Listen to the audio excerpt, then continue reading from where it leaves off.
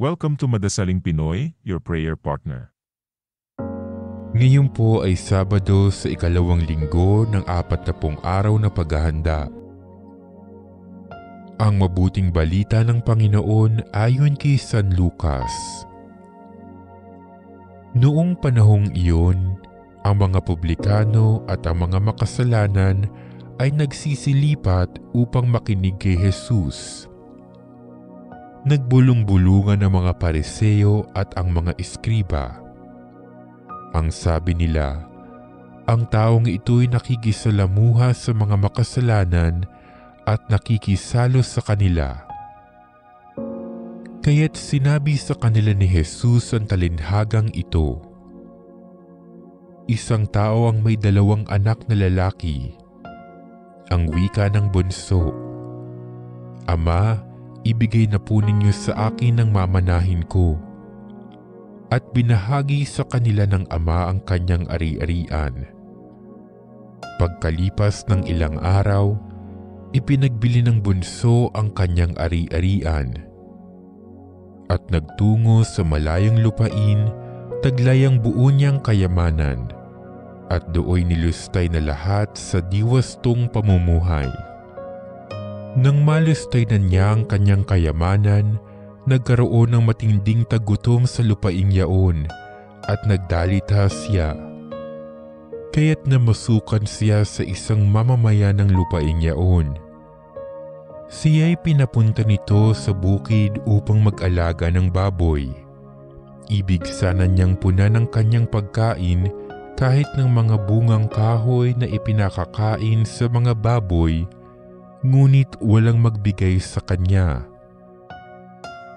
Nang mapag-isip-isip niya ang kanyang ginawa, nasabi niya sa sarili, ang mga alila ng aking ama ay may sapat na pagkain at lumalabis pa.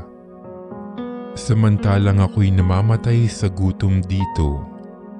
Babalik ako sa kanya at sasabihin ko, Ama, nagkasala po ako sa Diyos at sa inyo.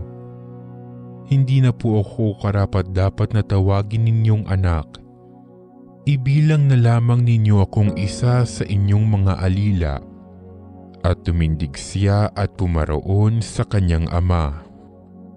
Malayo pa'y natanaw na siya ng ama at ito'y labis na nahabag sa kanya.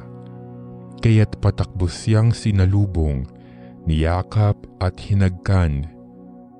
Sinabi ng anak, Ama, nagkasala po ako sa Diyos at sa inyo. Hindi na po ako karapat-dapat na tawagin ninyong anak.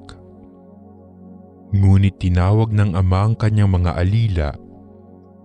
Madali, dalihin ninyo rito ang pinakamahusay na damit at isuot sa kanya. Suotan siya ng singsing at panyapak. Kunin ang pinatabang guya at patayin. Kumain tayo at magsaya, sapagkat namatay na ang anak kong ito, ngunit muling nabuhay. Nawala, ngunit nasumpungan. At sila'y nagsaya. Nasa bukid noon ang anak na panganay.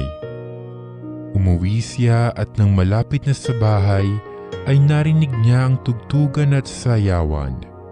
Tinawag niya ang isa sa mga alila at tinanong, Bakit?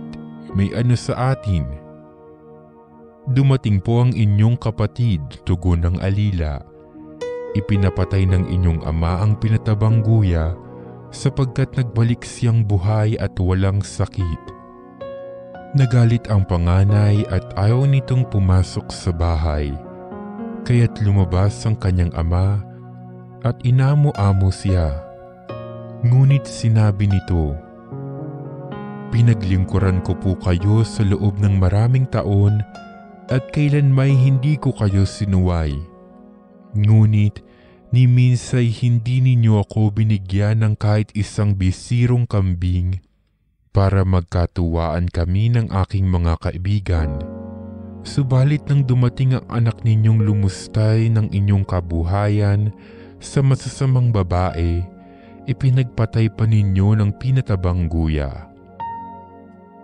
Sumagot ang ama, "Anak, lagi kitang kapiling. Ang lahat ng ari-arian ko'y sa iyo. Ngunit dapat tayong magsaya at magalak sapagkat namatay na ang kapatid mo, ngunit muling nabuhay. Nawala, ngunit nasumpungan." Ang mabuting balita ng Panginoon.